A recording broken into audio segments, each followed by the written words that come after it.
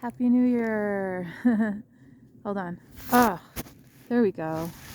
Happy New Year, Mental Health Mermaid 2025. I just want to say how blessed I am, and how incredibly blessed I am to be breathing in this beautiful,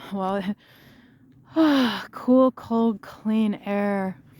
And then like some weird like country stuff is going on down there where it's like, are they burning trash or something? Like you would never Denver. Like that would be like against the zonings, laws and whatever. So I'm not really sure, but anyways, it's pretty cold out. We got snow for the first time this year. Woo! That scared me. Sorry.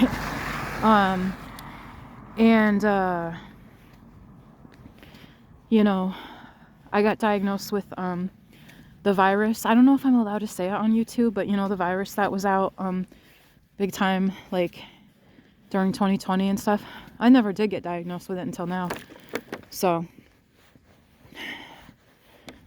I mean, the gratitude that I feel for just being able to be outside and wave to my neighbors and really just breathing in this air. I mean, the fact that my lungs and my bronchioles and respiratory is so clear is,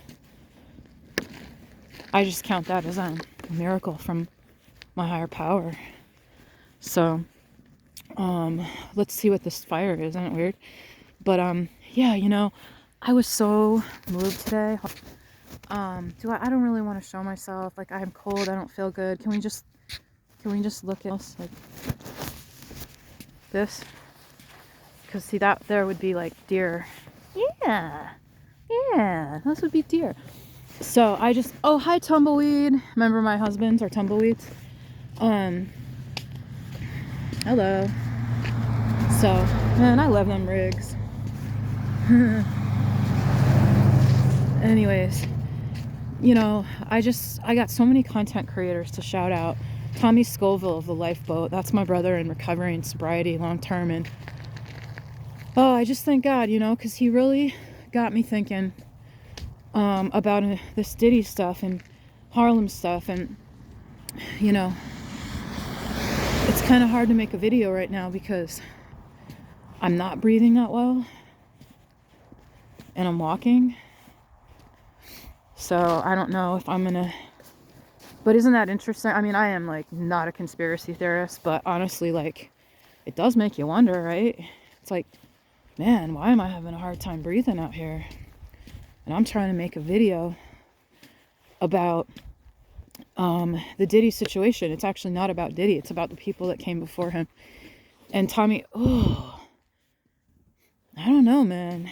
That smoke and stuff ain't looking right. But he got me thinking about the roots, as they say out here, the roots of the situation out there in New York, where my family comes from. And I got some powerful thoughts and ideas that I may have to wait inside to share, just because I'm like breathing in this weird stuff, man. I mean, nobody stops me from going outside. Nobody puts baby in a corner. Nobody stops me from going outside, but ain't that weird? So I'm gonna make a video about Harlem and my personal take on that, which I have yet to hear anyone speak about yet. So someone's got to, you know. And that's the thing, is if you don't know, you don't know. But when your family confesses things to you, you know, right? Capiche? You feel me? So yeah. And that's the thing with the Tulsa Race Massacre.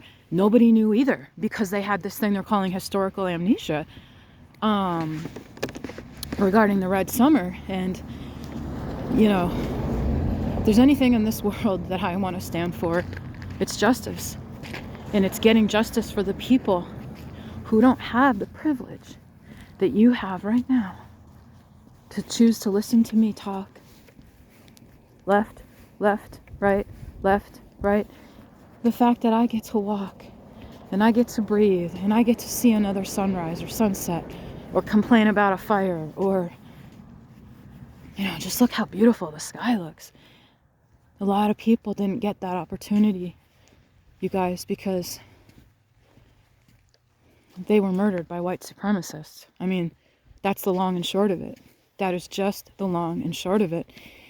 And in Tulsa, as I'm putting this together and honoring the people of Tulsa, I have to get all their names written down so I can honor them in a video. But see, those people are screaming to me. And I have this thing that's come to me, and it's called when they it's kind of hard to talk about, but I'll just say that they're crying out for those of us who care to create justice on our side of things. And I say that because the people that are victims, they can only do so much in terms of putting this together. What happened? Who did it? Who's responsible?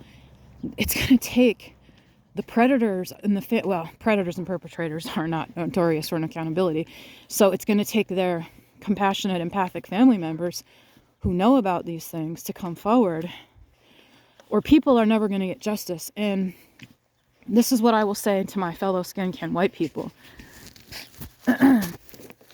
With all the love and respect and kindness and honesty in my heart, don't think for a second that your family is without consequence and repercussions of what our former family members did.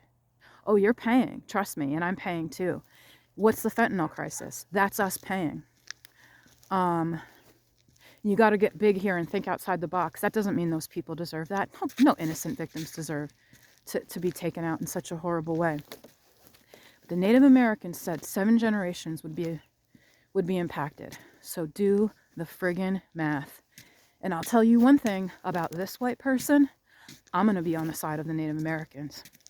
Because just like my uncle said before he passed away, and they were fighting that crazy pipeline out there. The pipeline that the oil was going to go, Standing Rock, the water.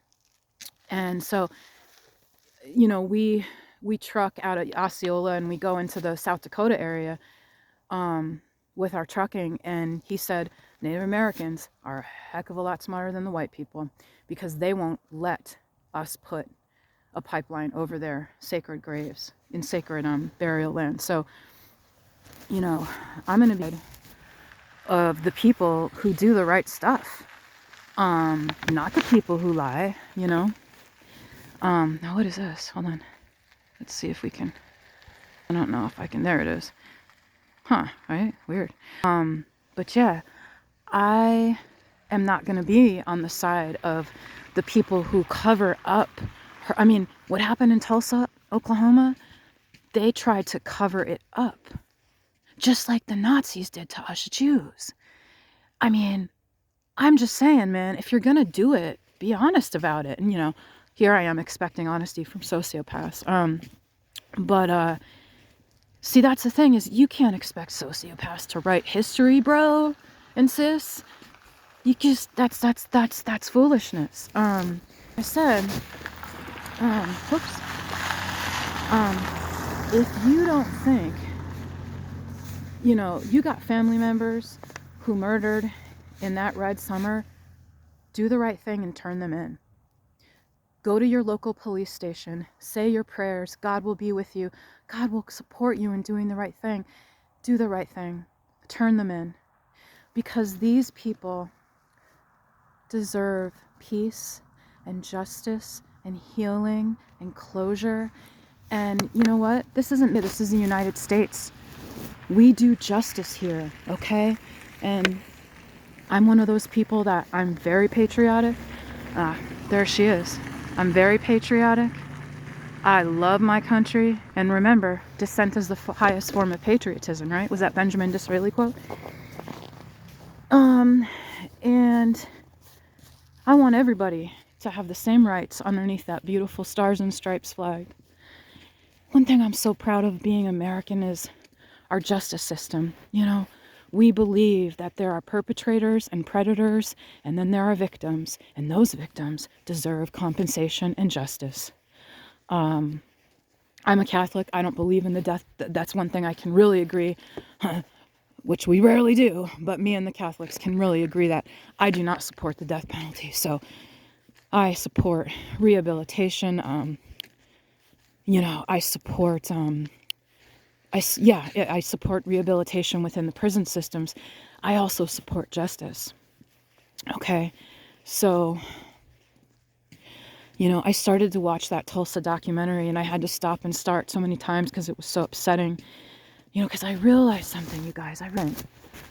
There is one thing standing between me 100 years later in 2021, when I was pushed within inches of my life by my family in Nebraska. Hold on, I'm wearing my Cornhusker. Vintage Cornhusker, you gotta see this. Okay, hold on. Like, I have no patience. Nebraska. I love Nebraska.